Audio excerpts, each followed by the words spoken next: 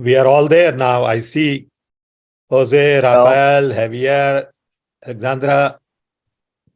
Who else well, is there? just to kick off things, it's a very special privilege for me to be speaking with all of you Franco is today. there. All I'm very happy to have you here with us, Sam, Dr. Moreno, Dr. Del Villar, Jose Carlos, Franco. I think um, the book today will be very interesting to speak about because in times such as these where our systems are changing and they have different ways of interpreting how they can function, having new ideas as to how to rebuild them, rekindle them, or repurpose them is of the utmost importance. And as Sam, an innovator, but at the same time very, very agile in questioning what are the current paradigms that are in use, he proposes a different way of looking at things. And in that sense, I'd just like to do this brief introduction. And I believe Jose Carlos, you can carry on. And thank you everyone for being here with us. Thank you. Thank you. Muchas gracias, Javier. Thank you very much. Bueno, antes que nada, quiero darles pues, a todos la bienvenida a esta presentación. First of all, I want to welcome everyone for this presentation of Sam Pitroda's book, for this translated version in Spanish, translated by Cientica.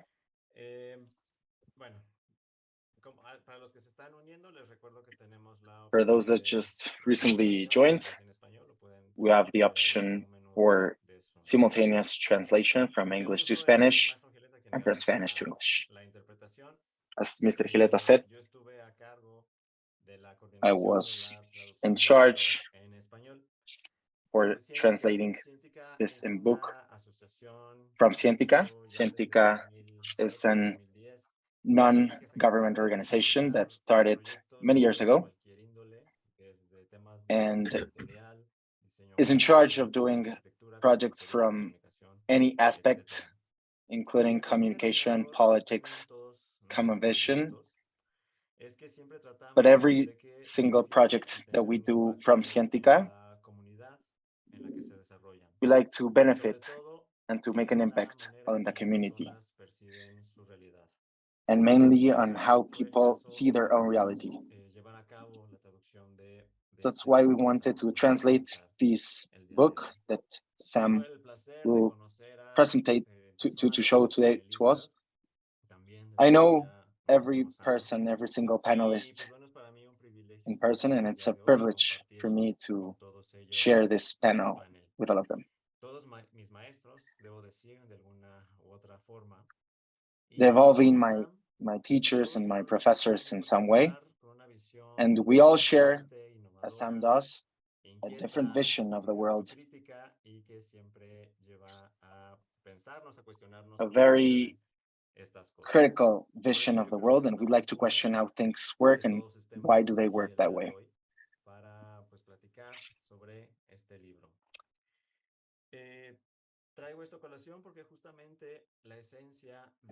I speak about this because the essence of Sam's book is to propose these new 5 pillars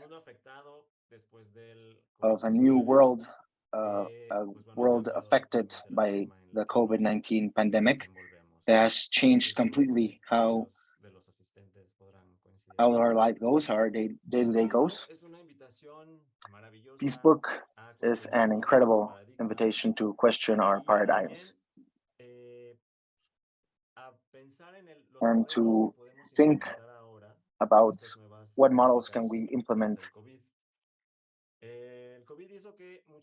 on these new dynamics. COVID forced us to stay at home, but as never before, we took advantage of connectivity, of internet, of our mobile devices. We gathered via Zoom to meet each other.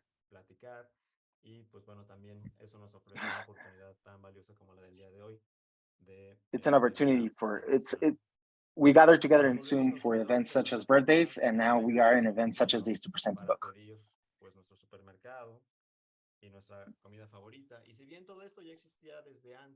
And if all these things were already in place before COVID, COVID really centered and put them in a special place.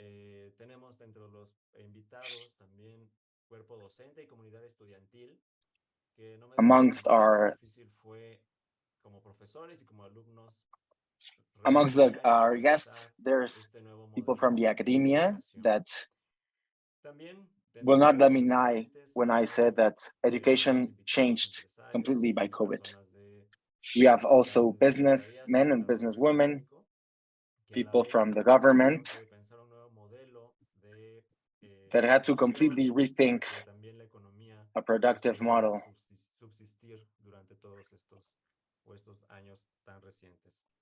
and how to subsist with our lives, a task that was certainly not easy. Today, we cannot think of a world without internet, without mobile devices, without computers. We have to think and acknowledge that these are only tools that can work to have a better lifestyle and a more efficient one. Rethinking the world as Sam invites us, we have to rethink how to use these mobile devices for us. Again, Sam, I don't want to talk about the 5 pillars that Sam speaks about in the book, because I want you to read the book. But in short, I want you to make a reflection on what world do we have to leave for the further generations.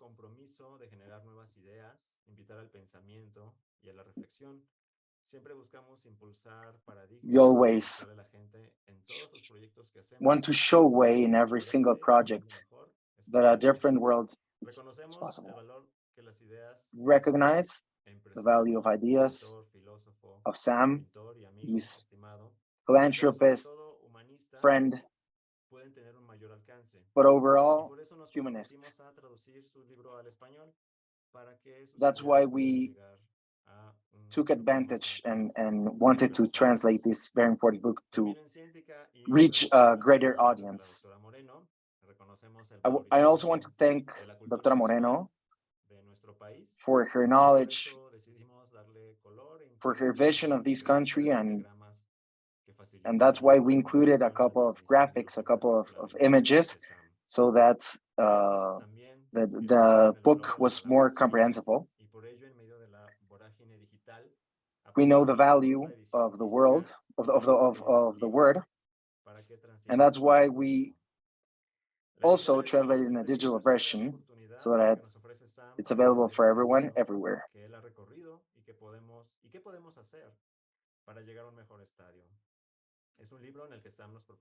It's a book where Sam proposed us a book, a world more connected, more equitative, a world much needed for everyone, a recommended book for everyone. And I'm pretty sure that, as I did, you will surely enjoy it, and you'll find a message for your own profession. Thank you, everyone. Thank you, Sam, for this opportunity. And thank you to all the panelists. Thank you.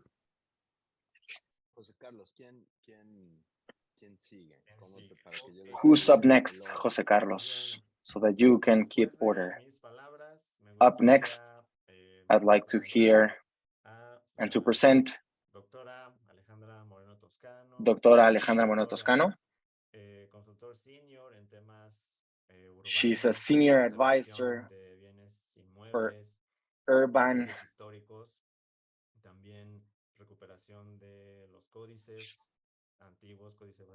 history, Culture, codexes, culture, and she's been in the government for quite a couple of years. She was actually in charge for Mexico's historical center. She's also an academic and a great person. Doctora, adelante. Please, Doctora. Well, thank you. Thank you. I am Alejandra Moreno Toscano. I say good day to everybody here. And I must say that seeing Sam, I remember Manuel Camacho. Thank you. Introduced us 30 years ago, Sam. 30 years ago. Since then, my respect and admiration for what an extraordinary person has achieved has grown. I am very glad that the opportunity has finally come to meet to present your book, Redesigning the World, a Global Call to Action, translated into Spanish. The edition of Cientica, prepared by our young friends with whom we have collaborated on so many projects, show that with your encouragement, they have become project generators, disseminators, and innovators. And that's a good thing for them and for you. As we say, they know how to ground ideas and broadcast them to different audiences. It was pertinent to start the book with the question posed by Robert Kennedy in 1968 that is so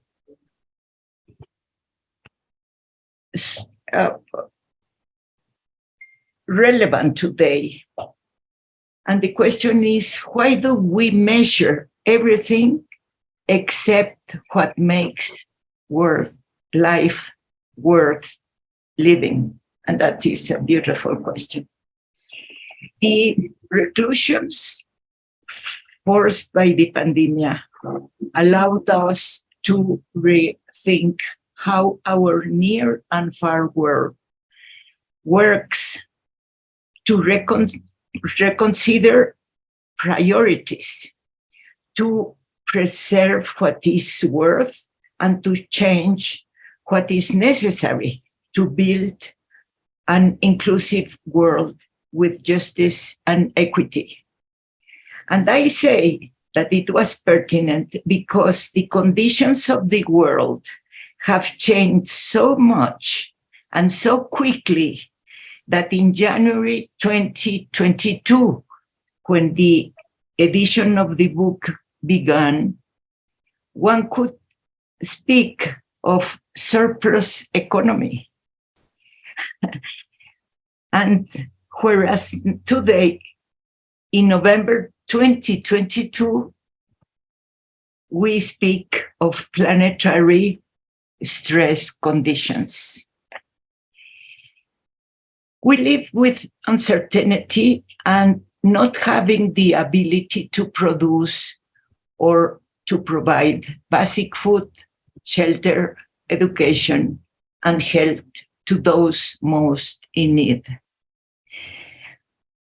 From the bipolar world, we have moved to a multipolarity of hardcores where China, Russia, Iran, North Korea play a relevant role. The stress is in the economy, in finance, in security, and in the geopolitical order of the United States, because it's so different in circumstances from what was previously known. We are only sure of one thing.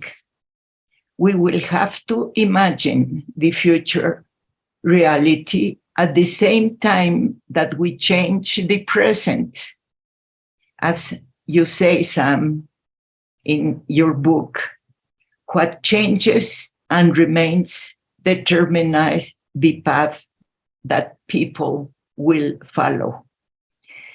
And changes happen personally, nationally, globally, as some countries or group of countries take steps that will save their future, especially with regards to democracy, human rights, and governance with justice and freedom. I will take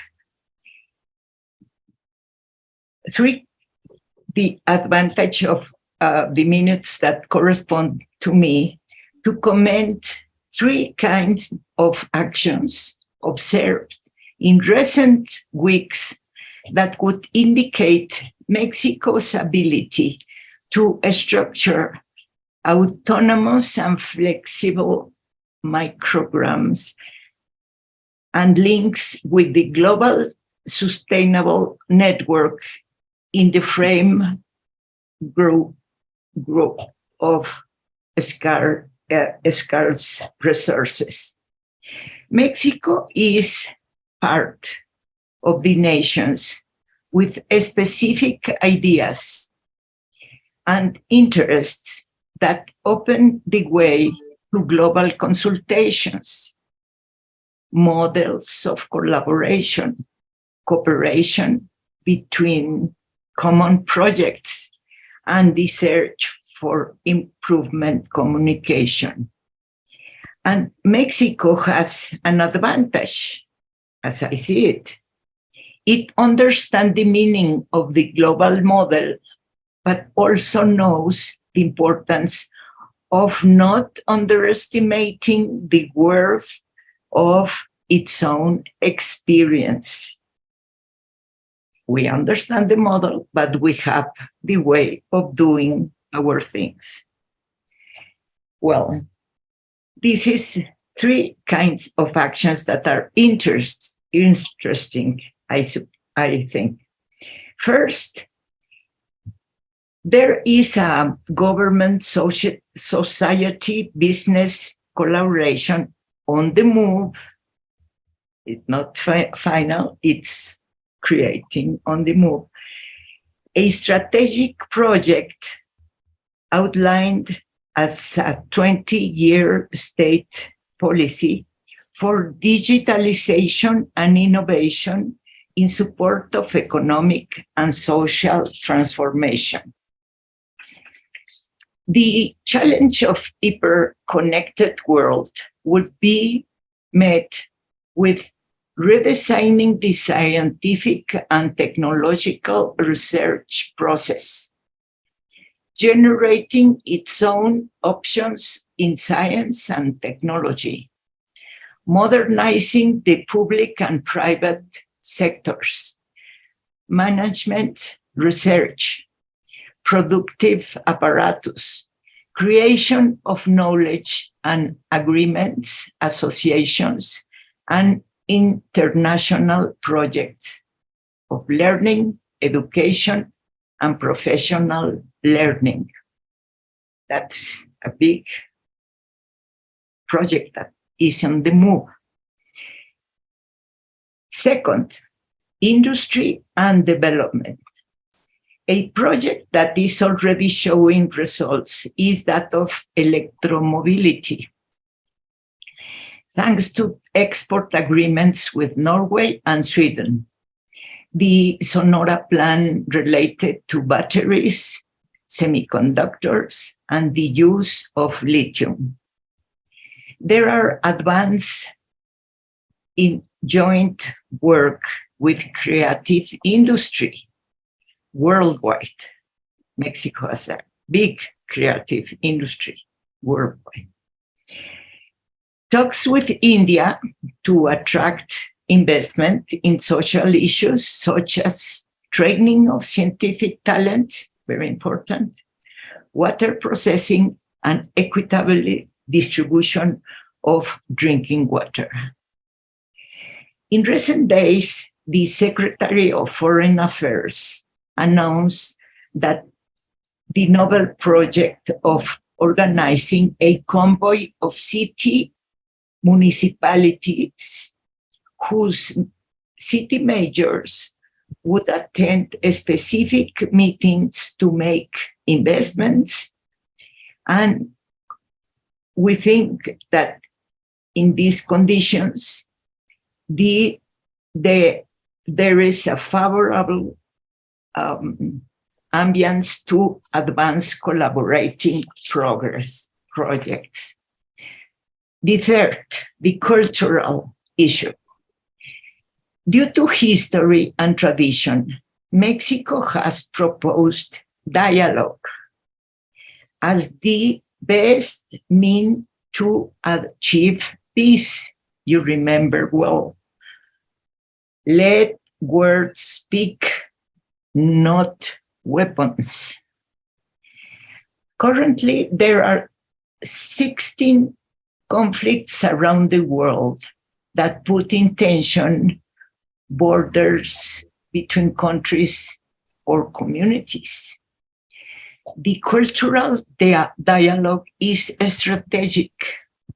In Mexico, at the beginning of the 20th century, it was considered essential to make Spanish the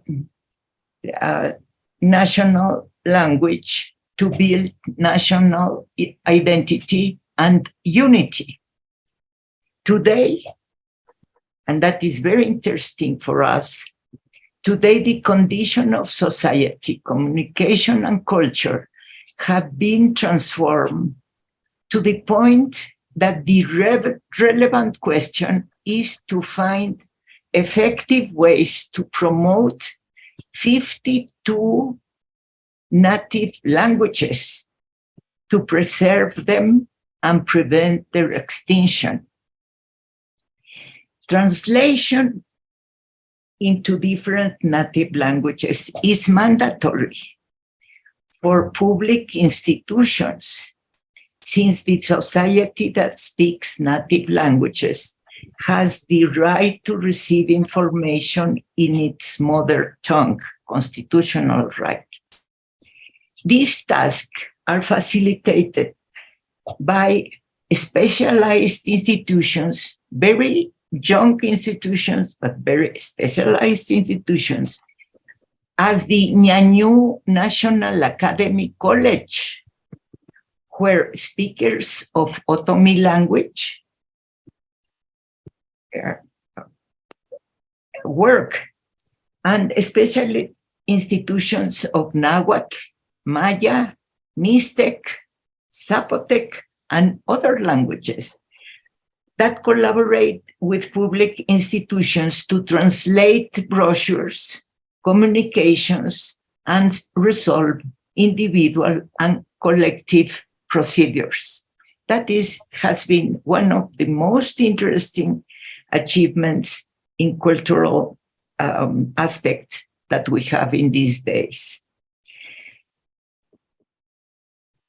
A final word: to avoid falling in the globalization process that suddenly seems to reverse progress, meeting spaces have been maintained: south-north, south-south, formagates weapons, formagates modification of biodiversity. As your book reiterates, hyperconnectivity is an opportunity to propose new paradigms that strengthen democracy, democratize knowledge, empower individuals, they concentrate and decentralize actions, demonetize health and education, and bring closer generational change, economic change, and a new paradigm of knowledge. Thank you, Sam, for your book, and thank you for daring to rethink the world. Thank you. Thank you so much. Thank you. Muchas gracias, doctora. Y ahora vamos a escuchar al doctor Rafael del Villar. We'll now listen to Dr. Rafael del Villar. He's director of analysis in Banco Mexico.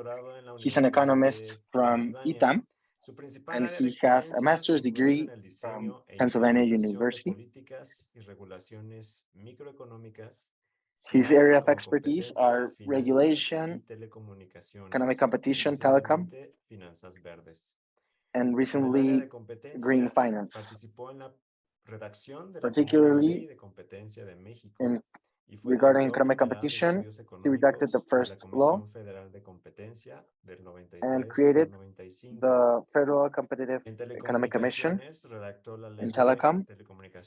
He also redacted the law regarding its initiative and was also undersecretary at the Secretary of Communication and Transport. Dr. Del Villar, please. Bueno, muchísimas gracias por esta oportunidad. Me siento Thank you so much for this opportunity. I'm so glad to be here with all of you. It's a great privilege to be also with Alejandra Moreno Toscano and with Javier. It's a true privilege to be with people with common interests. So let me switch to English. Let me just switch to English. So it's such a wonderful occasion to be with friends and with so intellectually demanding friends. Let me start by saying that this is that I think this is a great book in many respects. But it's a big book, and I have no way in my few minutes to talk about too many aspects of it. So I will be using my time to emphasize a few aspects, and one that I am an economist, as was clear from the reading of my curriculum. So I will be emphasizing economy and finance. And if I may, at the end, I may share with you just an incredibly valuable experience with Sam that changed really the telecom sector in the last 12 years in the country. So this is a really fantastic journey that we have had with Sam for several years, but at the same time, I mean, when he wrote this book and he shared it with me, I was like, oh my goodness! I mean, this guy, you know, I mean, where does he get his energy? I mean, it's amazing, the energy, the inspiration, and his mind is just fantastic, unique. So I will emphasize the relationship between the economy and human values and necessities, no, and stress that these concepts cannot be separated. This is, of course, part of the book, and also I will like to talk about doing good and doing well. No, two very different meanings. So let me start by quoting what Sam says about the teachings of the Potawatomi, no, in ancient Indian tribe that used to live near Chicago currently, no, and they say that the golden rule was based on 7 principles, no, on truth, trust, love, humility, courage, wisdom, and respect to the others. And I think those universal, this is some calls them the golden rule. I think they are a golden rule, and we cannot.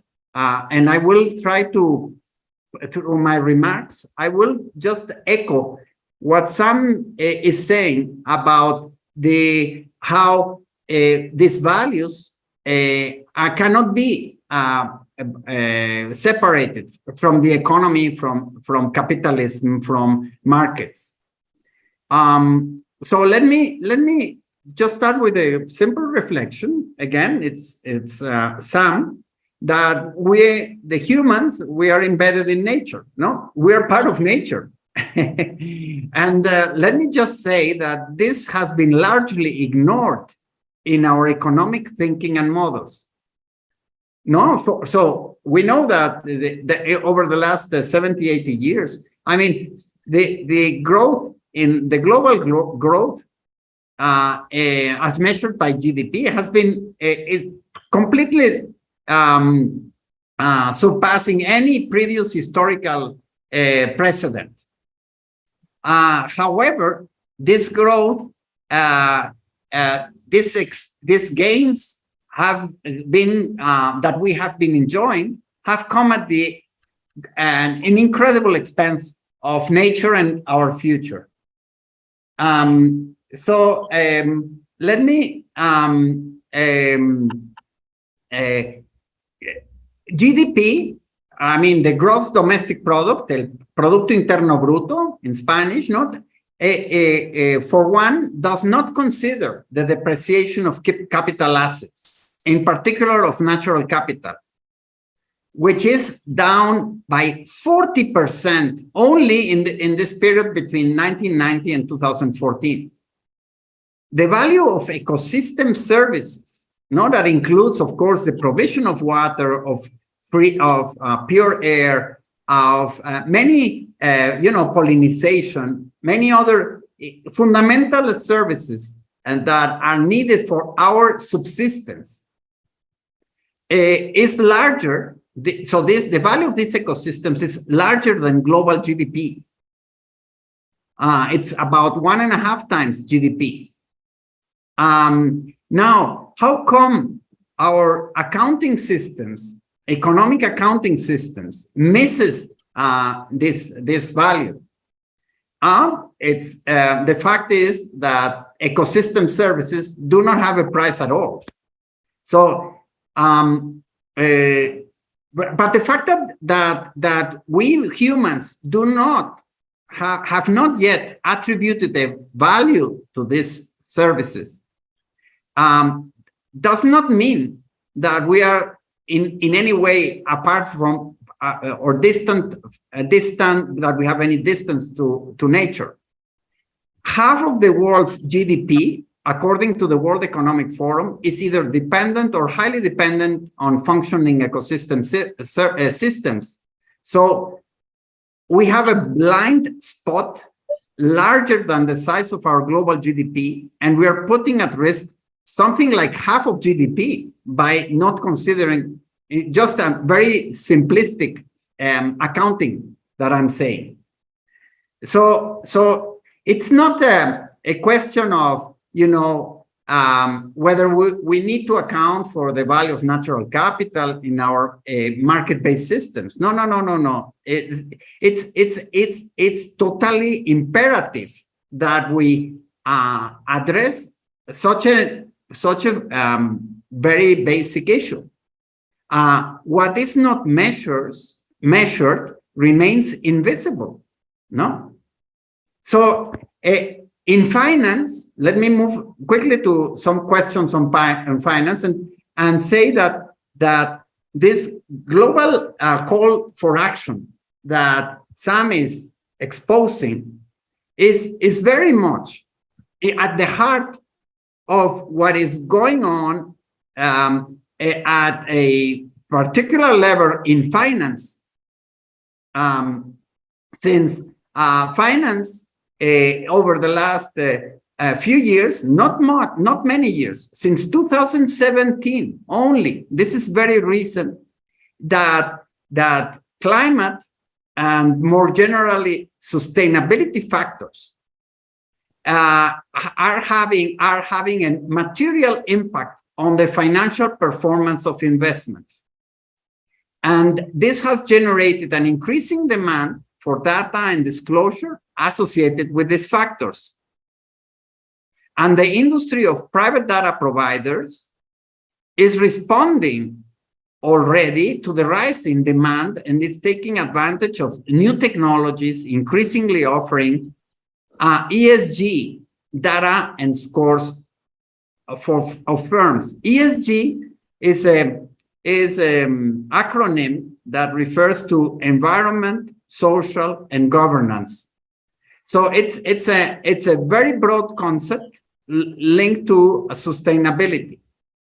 And what I am saying is that investors, but not only investors, we're talking about citizens, consumers, communities, that the inclusion of ESG factors into the financial decision making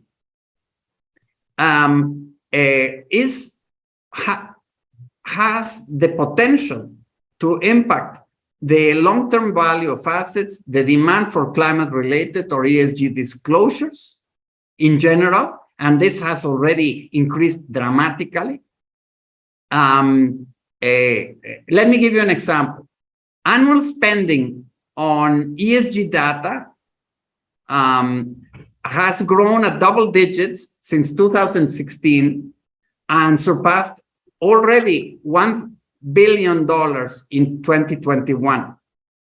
So this is a market that has been only the market on the provision of information related to environmental, social, and governance data. No, it's growing, and it's already in excess. This tiny market is already has surpassed $1,000 million in last year.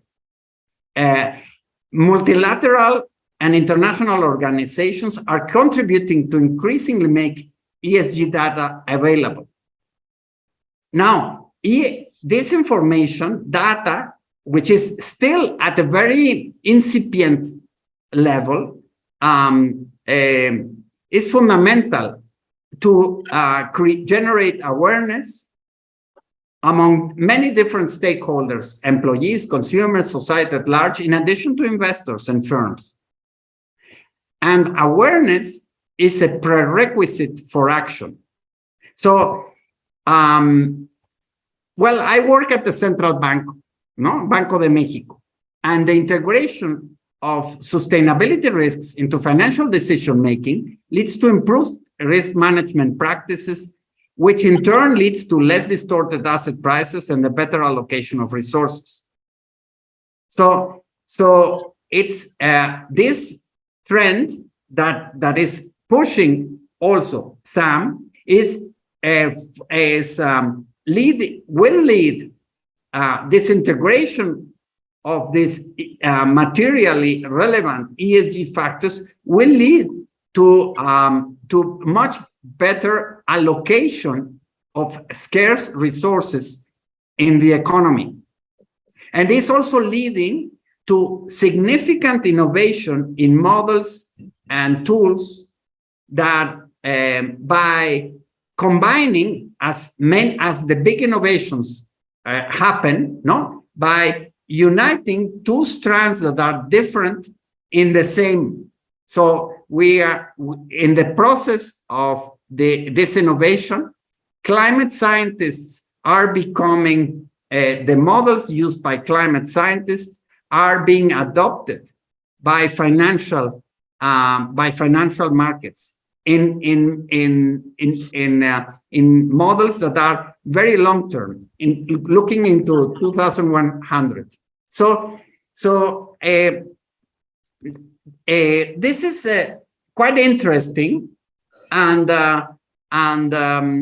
this call for action is the reason why I'm so optimistic about this call for action is that we are already seeing the call for action in practice moving mountains. And for instance, let me give you a very precise example as to the accounting information. So before last year, before Sam's book, we had many different standards for reporting and sustainability information in the world. Well, the International Sustainability Standards Board, which has already issued draft proposals for new accounting standards to be applied for listed and non-listed companies, is already moving the needle in terms of this additional non-financial information that will be required to be reported. And in a single universal global standard that is interoperable with other standards, which means interoperability means that the terms of the words that are being used to describe are clearly understood across the different standards. And and it will include robust audit, assurance, quality data assurance. It will include and when you measure, when you are aware as a director of a company of what is going on, what is the impact you're having, your company has on communities, on employees, on nature, you have the basic element to change the impact you're having, and that is the reason why I said doing good and doing well. And let me just finish very briefly with this anecdote which changed telecommunications in Mexico. And Sam was part of this. And very briefly, say that we are in a meeting with the president of Mexico. Sam explains how he was how he managed in one of the most populous countries in the world with China, how he managed to convince regulators and the highest authorities in India to have the lowest prices in cellular telephony during the early 2000s. And he was speaking with an incredible passion with the president of Mexico. And he was, after the conversation, a very tough conversation, because there were incumbents, the big incumbent was in the room.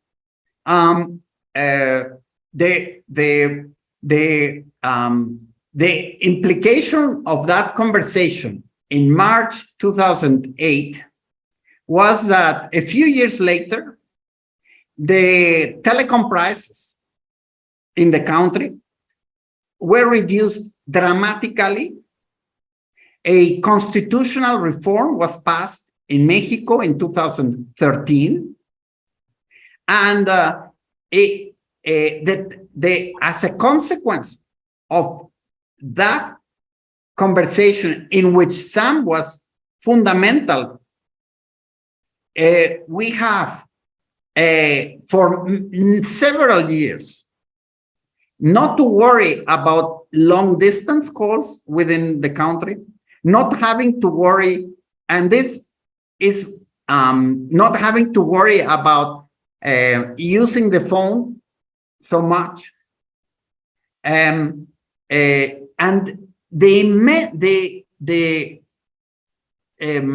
inclusion, the social justice implications of this policy, spearheaded again by the extremely convincing and impressive idealism of Sam changed things in Mexico. So when I see the pillars of redesigning the world, which is inclusion, attending to human necessities, the new economy, sustainability, no violence, I absolutely agree with the pillars that Sam is putting there. These are in fact the most significant ideas that we must persevere, no? And the inspiration of Sam in Mahatma Gandhi and as Robert Kennedy, as Dr. Moreno Toscano was saying, and it's obvious, but it's obvious, it's fundamental, it's wonderful, but I just wanted to stress in my comments that no, you know, I mean, Sam is such a special person, no? Because you don't have borders, no? You don't seem to have any limits, no? You can think and imagine and create and with these pillars, which are, and with the golden rule of the Potawatomi, you know, I mean, you can, you know, I mean, we're not, this book is not sort of calling you to change, redesign the world, but we're staying with the same principles, with the same golden rules. So you see, I mean, it's such a wonderful design based on ancestral thousands of years of inherited knowledge. We are not inventing humans, no, and Sam is not inventing the humans.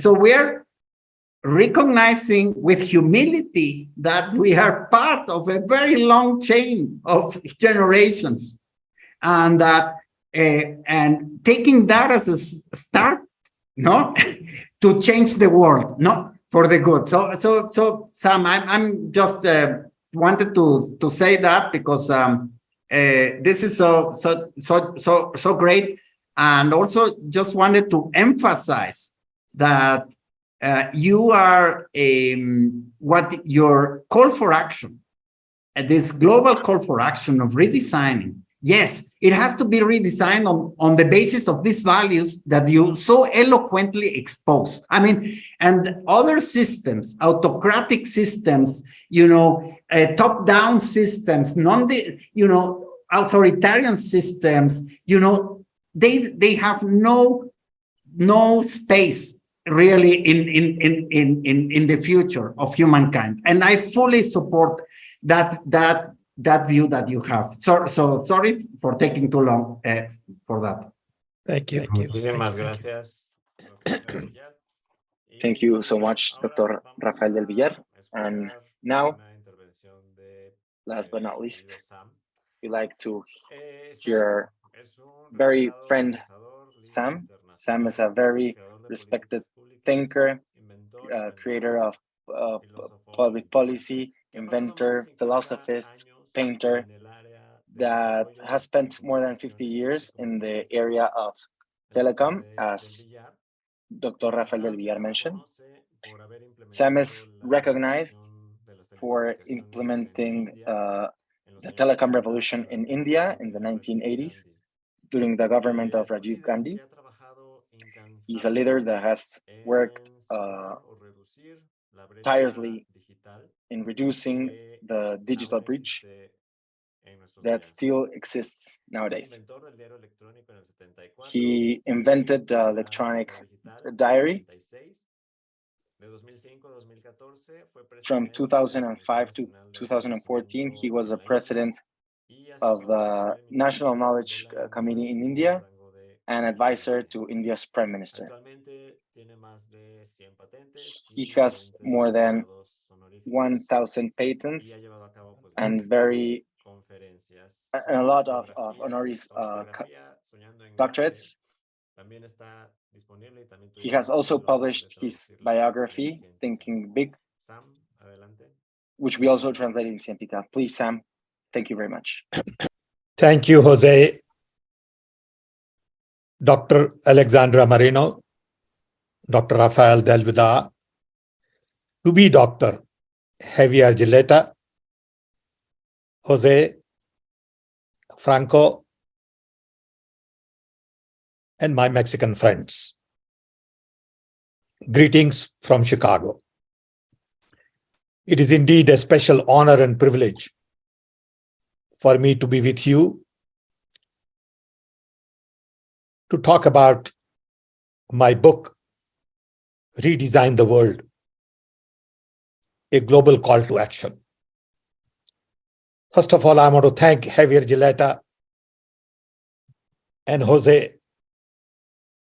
Barranco for translating the book and adding real good pictures to it to make it even better than the English version. After looking at the Spanish version, I thought we need to also include picture when we do the next edition of the English version. So thank you for the hard work you put in. I want to specially thank Dr. Moreno for remembering my friend Manuel Camacho. He was a very special friend, excellent human being, and I enjoyed my friendship with him for many years. We traveled together a couple of times, and he got me closer to Mexico and Mexicans. To me, Mexico is like second home. When I come there, I'm at home. I have lots of friends. I enjoy Mexican food, people, culture, art, and Mexico is full of life.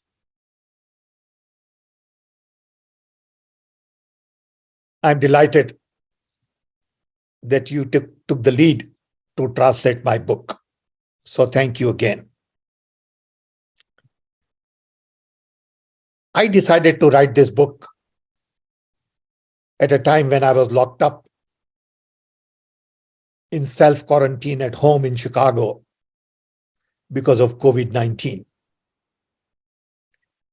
I had these ideas in my mind for quite some time, but couldn't really put it together because I felt that my grandparents gave me a world which was simple, poor, but clean.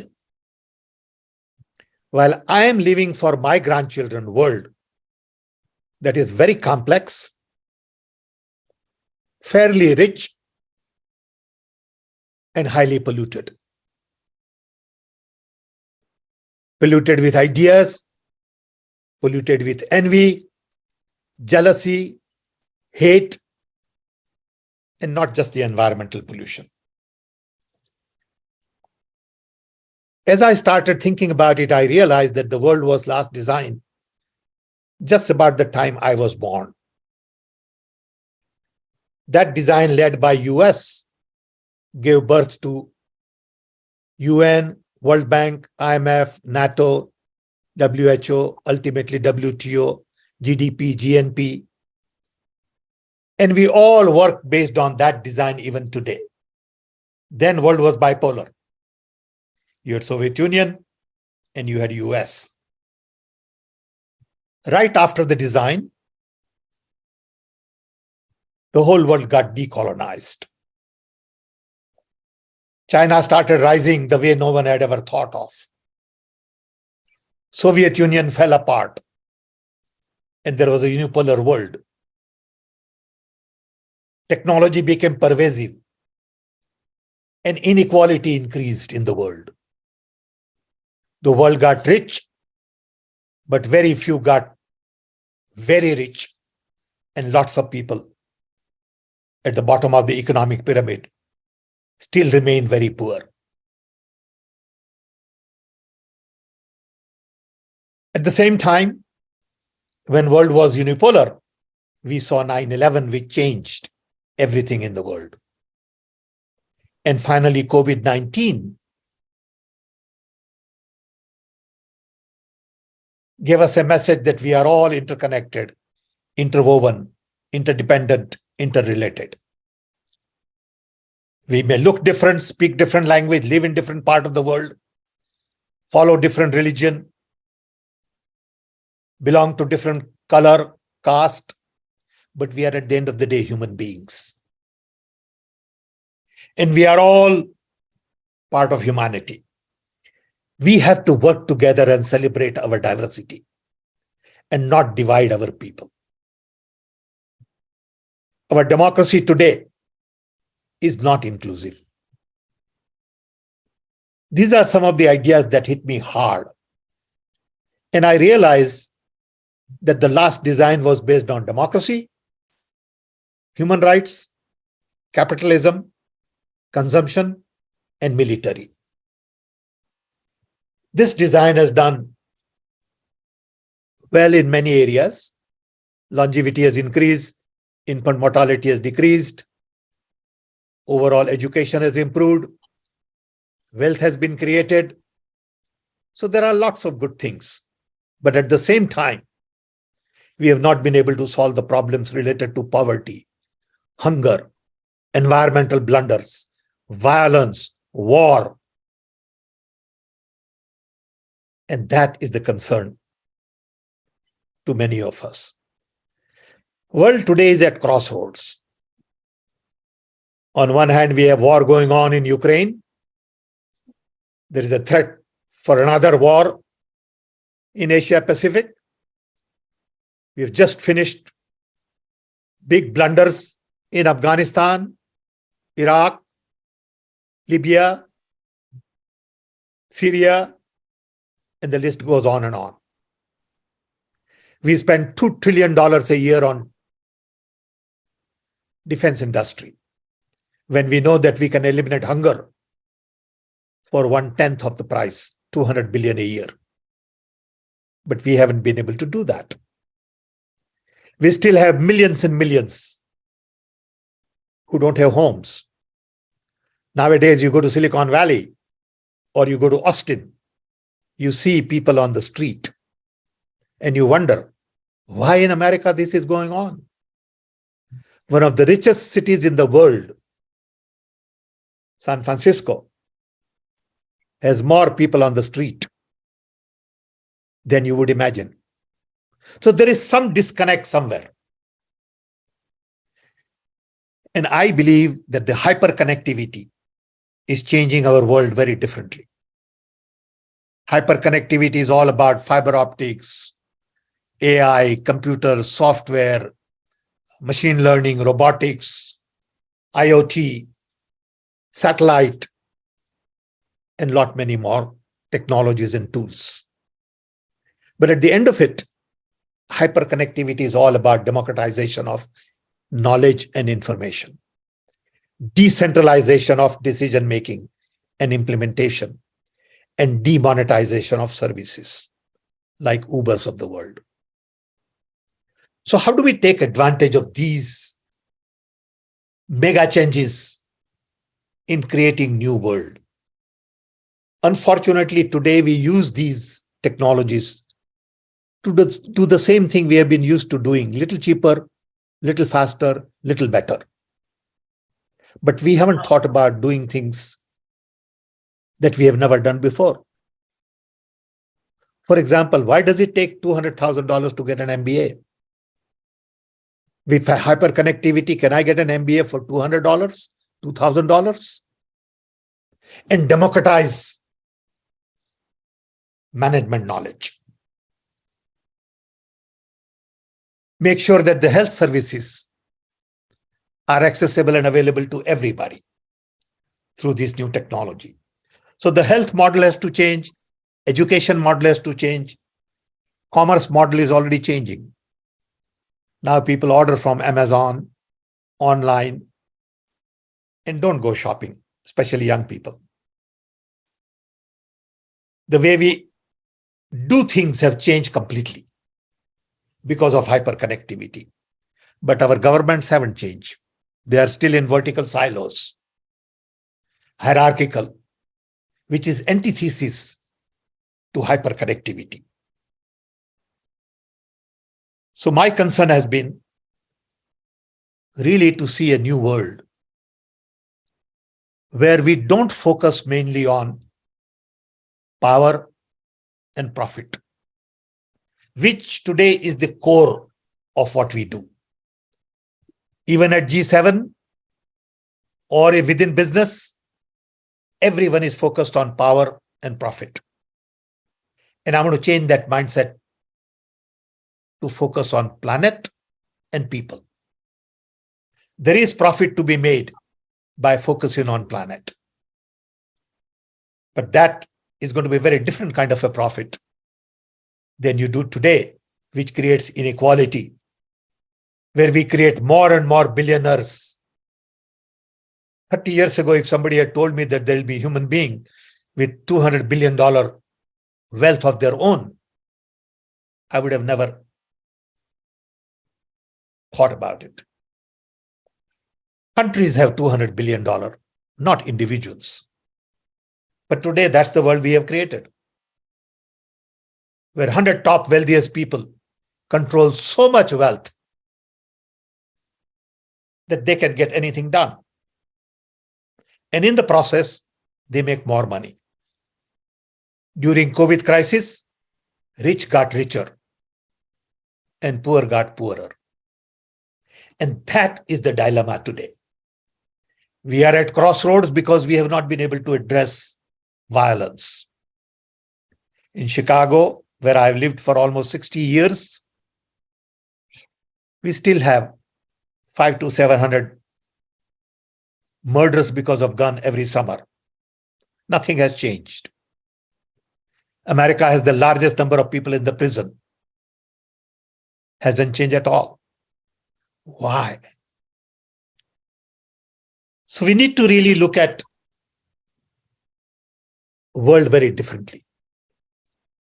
And my solution, recommendation, is that first we need to make our democracies inclusive. Democracy is the only way to go. I firmly believe that if you want the best human potential, empower people, you need to provide freedom, autonomy. And that cannot come from authoritarian regime in the long run. Information is all about empowering individual. So we need to really focus on society which is inclusive. Today, we don't have inclusive democracies. In US, we have Black Lives Matter. In India, we have caste structure. And everywhere, you see in Latin America, there is a difference between indigenous people and others. And I think this has to change. So we respect minorities, differences, diversity, and we bring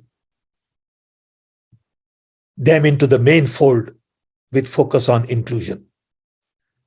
Inclusion begins with gender equality, which is still a major problem all over the world. So inclusion has many dimensions. It's not just financial inclusion. It is inclusion about democracy, power, access to education, access to health, all of these things. It's a very complex subject. Second, human rights are not good enough. We need to provide human needs to everybody. We can do that. And it's not about handout. It is about really providing basic minimum needs to everybody. We have surplus food, but it's rotted, doesn't reach the people who need it. We don't have equal access to education. We don't have equal access to health services. So we need to focus on basic human needs. Capitalism hasn't done well for everybody. It has created huge amount of inequality.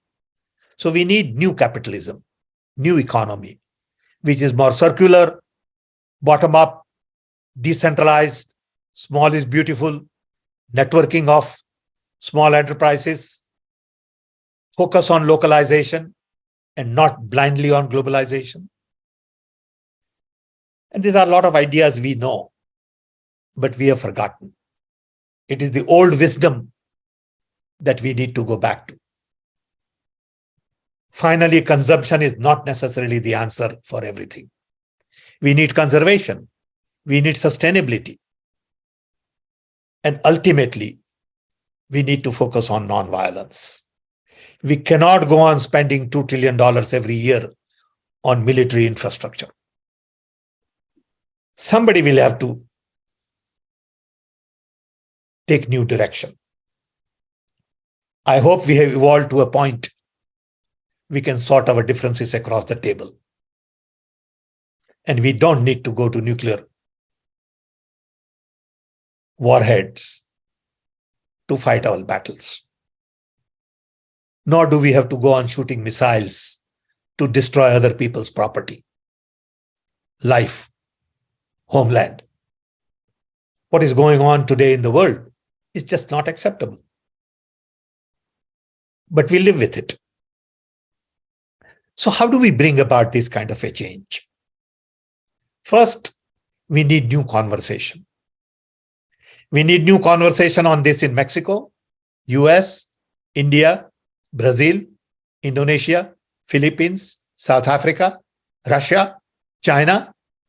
We all need to think of humanity and not worry about our borders. Borders are a new idea. 200 years ago, there were no borders.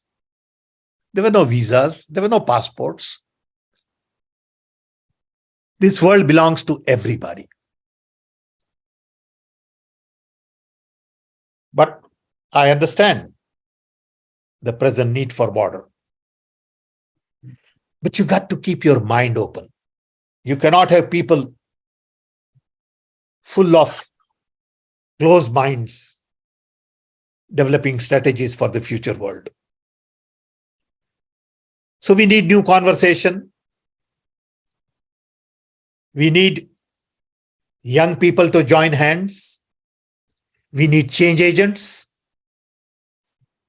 We need perhaps conversation on global governance, global financial systems, global intellectual property rights. Because today, all the institutions that we have are 80 years old. We need new institutions. We need to redesign our existing institutions. We need to maybe close some institutions. Because in last 80 years, we have not built one new global institution of any substance. The key is to begin new conversation. Not that I have the solutions. Not that what I'm saying is all right. All I am saying is we got to redesign the world. We cannot go on like this with the design which is 80-year-old, when technology has become pervasive, hyperconnectivity has changed everything. We need to rethink through our future. If we want to take humanity to the next level, we need a new design. Otherwise, world will continue. We'll keep on fighting. There'll be wars. Poverty will continue. Hunger will go on. People living on the street will increase. Few people will become very rich so they can go and live in space. And inequality will continue to increase. It is not about socialist or capitalist, liberal or conservative, Democrat or Republican, authoritarian versus democracy. It is about humanity. So we don't need to look at the world we have seen it in the past. To me, at the end of the day, only two things matter: planet and people.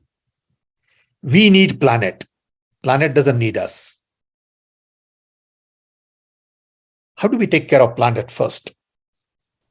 Having done that, how do we take care of all the people? Doesn't matter what your nationality is. If there is a little accident on the road and little kid is hurt, I'm not going to ask for that kid's religion, race, nationality. My human instinct would be to lift that kid and rush him to hospital. That is the humanity we need to build on. We know what needs to be done. We need a little more conversation, some consensus, but we need to come together and not listen to people in power. People in power are hungry with power and profits. Change will have to come from bottom up and not top down. Top down has no interest in change. They are already milking the system. Why should they change? And those who need to change don't have voice in the system. So we need to give voice to people who need voice. With this, I want to stop here. Once again, want to thank Dr. Alexandra Marino, Dr. Rafael Del Vidar, to be Dr. Javier Gilletta, Jose, and our translator,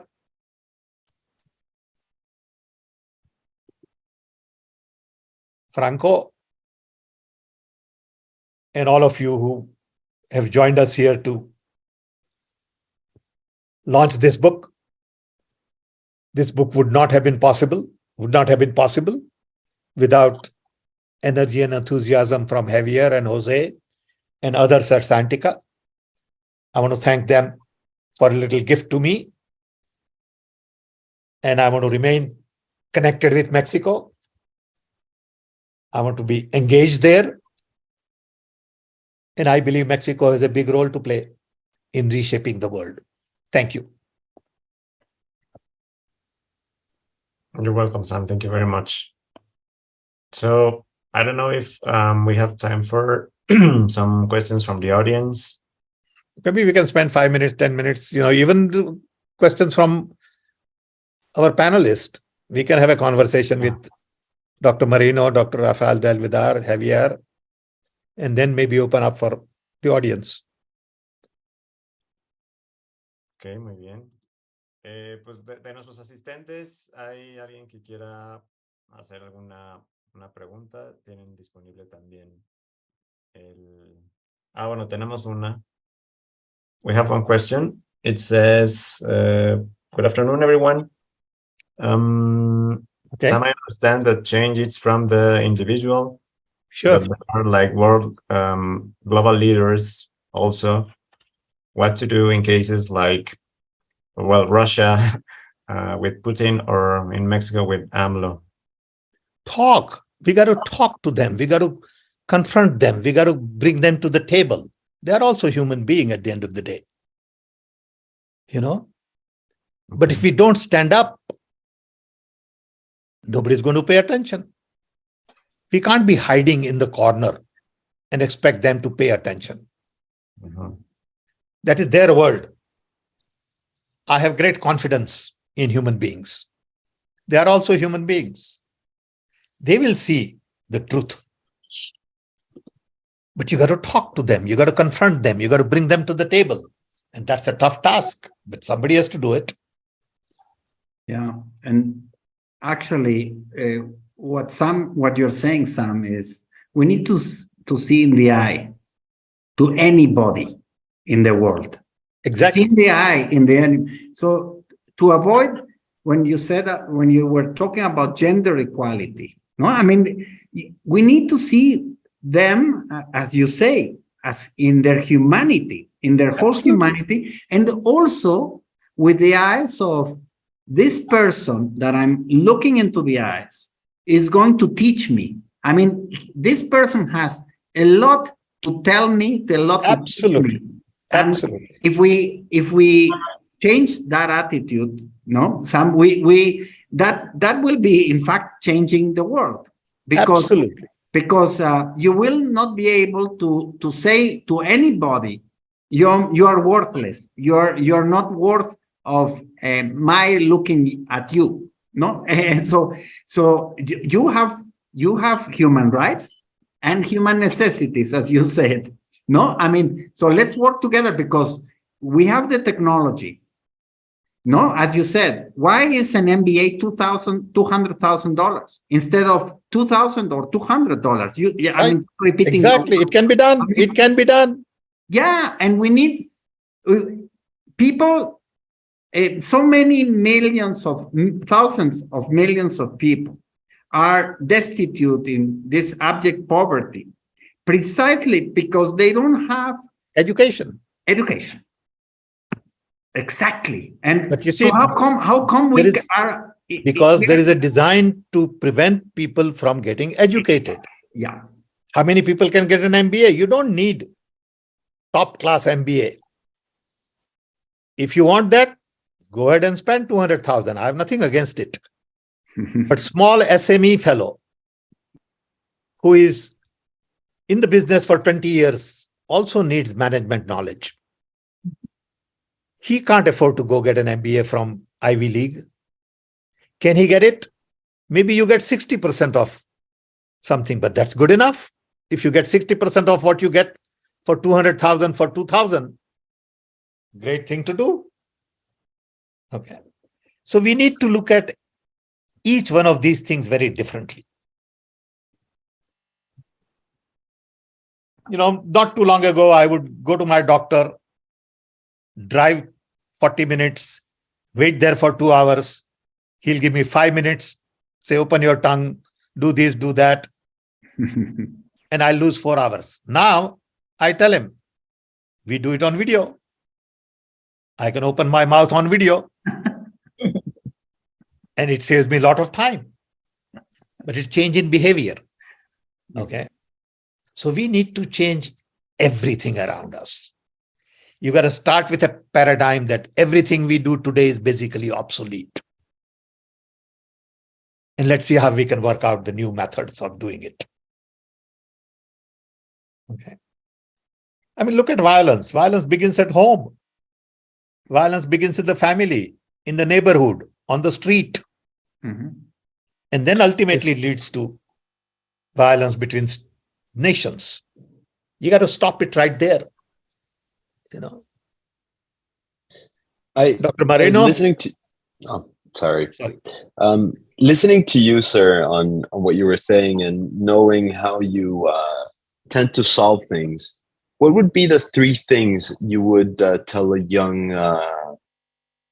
young professional or somebody coming right out of school that in your experience could change the way he sees things? Because we get taught certain things, but sometimes there are things that you need to question in order to be able to see that there's more to what you were taught. Well, my advice would be focus on building good self. Don't worry about good degree, but worry about being good human being, which means believe in truth, trust people, love everybody, be disciplined, creative, analytical, respectful, listen to elders. They have a lot of wisdom. They may not have, in your term, knowledge, but they have a lot of wisdom. Okay. And build a good self. It is not very easy to build a good self. People immediately become too competitive, too jealous, cutthroat competition. In the process, they begin to lie, cheat. They want instant gratification. They want to move ahead faster than others, and they look for shortcuts. And that compromises self. So my one advice to all young people would be to build good self. Second advice would be expand your horizon. Knowledge. Mexico is not about Mexico only. Mexico is about Latin America. Mexico is about Europe. Mexico is about America. Mexico is about poverty. Mexico is about talent. Mexico is about everything. So get out of this small cubby hole that you have created in your mind. Get ready for a borderless thinking. That you are a global citizen. Mhm. What happens to Brazilian forest Mhm. is of your concern. Mhm. Okay? You can't say that's Brazilian problem. Mhm. Okay? So be global. 3, don't get hooked onto social media as the only source of knowledge and information. Things don't happen in sound bites and quick fixes. It needs deep learning. Deep learning requires reading. It is time consuming. A lot of people will say, give me an answer in 30 seconds. There is no such thing. Okay. You may need 30 years to find an answer. Mhm. Get ready for it. So don't look for quick fixes. Social media is good to a point. But today, social media has become everything. And it's dangerous. Anybody who spends more than an hour on social media, I worry about them. Okay, I really worry about them. Saying they are on a wrong track. It's okay to spend an hour a day, maybe, maximum. Because there is so much else to do. There is art, there is music, there is lecturing, there is friendship, there is, sports, there is music. And that can only come from real engagement with friends and family. It cannot come from social media. It brings you isolation, alienation. But it is okay. I also like social media to a point. But I think pendulum has swung too far. So these are 3 things I would suggest, and I'm sure there are other things to suggest. Okay. Okay, thank you. We have another 2 questions Sure. from Sebastian. With respect to these disruptive technologies that are transforming international governance, how can emerging economies develop their own industries if they are currently lagging far behind? Every country has their own core competence. Every country. And you got to build on that. I mean, every time I go to Mexico, I get amazed at the Mexican art. But I find that very few people know about Mexican art. You go to India and ask somebody about Mexican art, they've never heard of it. That's 1.5 billion people. Okay. As an example. So everybody doesn't need to develop semiconductor, software, AI, robotics. We go chase things that Western world is creating. These are tools to use. But there is so much rooted in the local soil, genetic pool. Your soil is very different because it has developed over a period of long time. Your microbes in Mexico are very different. So you got to worry about localization. Advantage Mexico has is you are close to US, the biggest economy in the world still. Okay. So how do you take advantage of it? Integrate with it. But don't give up Mexican character. Take pride in it. Okay. Okay, thank you. We have one more question from Santiago. He says, we see 2 big alternative visions to save the planet and humanity. One of them relies in that technology will save us. The second view, associated to the growth movement, advocates for changing radically how we relate, mostly economically. how we consume, etc., and advocates for a different model. Will technology save us, or we need to also change the growth paradigm? First of all, technology is just a tool. Technology is not the end. It's like knife. Knife can cut vegetables and it can also kill somebody. Okay. So you have to understand how to use technology. Okay. Today, herd mentality is AI, AI, AI. Everybody wants to go into AI without really understanding what does it mean to go to AI. So look at technology more as a tool for problem solving. What problem are you trying to solve? Are you trying to solve a problem of inexpensive education, low-cost health service, better governance, inclusive finance? Whatever problem you are trying to solve, then look for the best technology. But don't take technology and say, now I'm looking for a solution. Okay, that's what people wind up doing, saying, I got a technology, what do I do with it now? Should be exactly opposite. Yeah. Okay, thank you. And one more question from Alejandra. She says, well, you've said that change is individual. What's the role of the institutions and how they can transform into an engine to accelerate global change? So when individuals change, institutions change.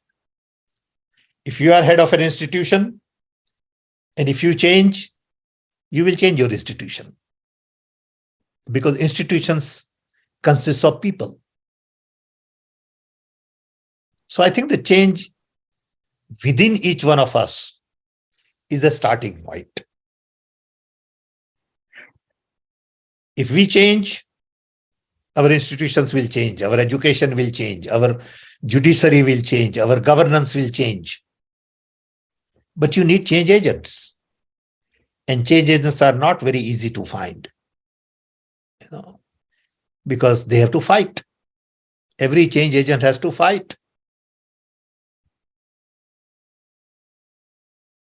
Okay.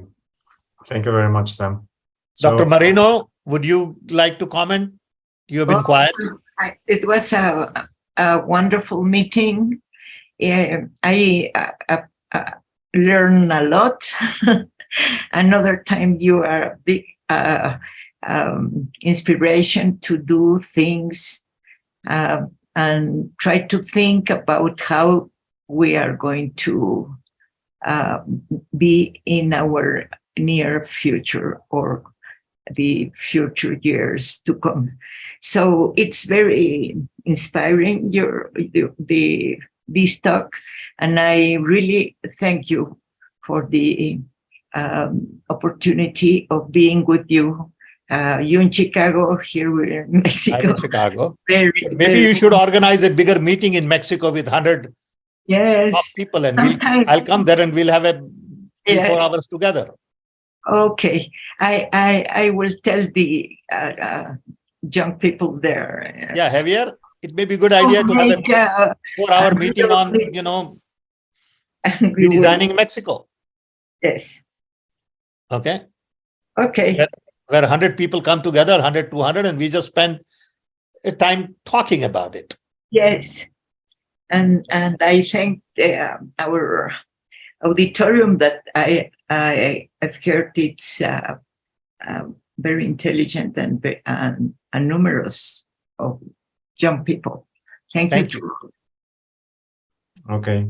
Thank you, Javier. You are considered young. Thank you, Javier. You are considered young still. Muchas gracias, Sam. Pues bueno, con esto pues damos por concluida la presentación. Thanks, everybody. Thank you so much, Really appreciate it. Sam. Thank you.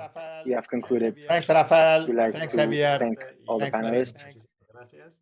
Javier, Rafael, Jose, Dr. Moreno. and everybody. Thank you. Thank you so Muchísimas much. gracias. Buenas tardes. We Hasta are luego. Scientica. Thank you. Goodbye.